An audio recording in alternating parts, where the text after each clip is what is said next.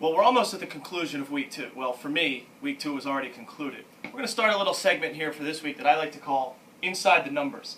Now, if you're going to take a look at what I have right here, these are the final tallies after Sunday night's game. You've got Green with the PLC team at 192.46. Danny Rivera here has 173.94. Now, let's break down and see exactly how that happened. I've got Antoine Bolden here who put up a 1.7 and Ray Rice with a 5.5. Now, anybody who actually follows football at all should know that Antoine Bolden came off a career week last week.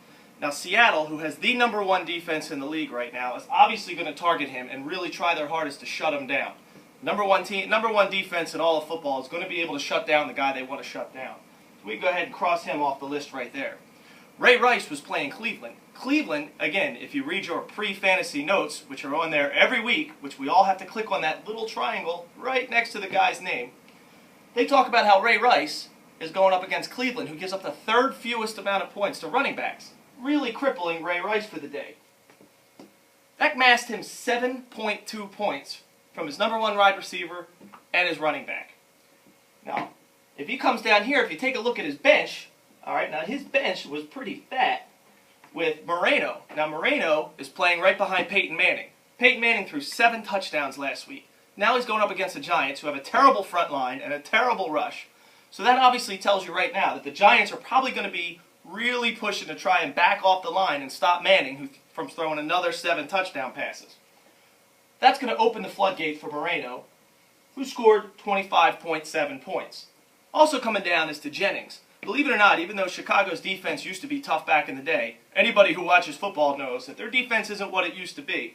Now, they give up the 8th most points to any kind of wide receiver. Jennings, you knew, was going to have a big game with 13.4. Now, that amasses 39.10. Now, what does that mean? That means if you take away the points he wasted by starting these two, add these points, that gives him 205.84 points. 205.84 is more than 192. Pretty much ensuring him the victory at this point if he just moves these guys right up here. Now, he didn't do that. So why are we here talking? Well, we're here to discuss this because I don't want this to be trash talking to anybody. I don't want it to be anything. What I want to say is to these players down here and all the players on Rivera's team, I want them to know they played their heart out, they did a good job, they tried hard. It's not their fault. It's clearly their manager's fault for playing the wrong people and making the wrong substitutions. Finally, down here, we have the magic number of 2. What is this magic number of 2?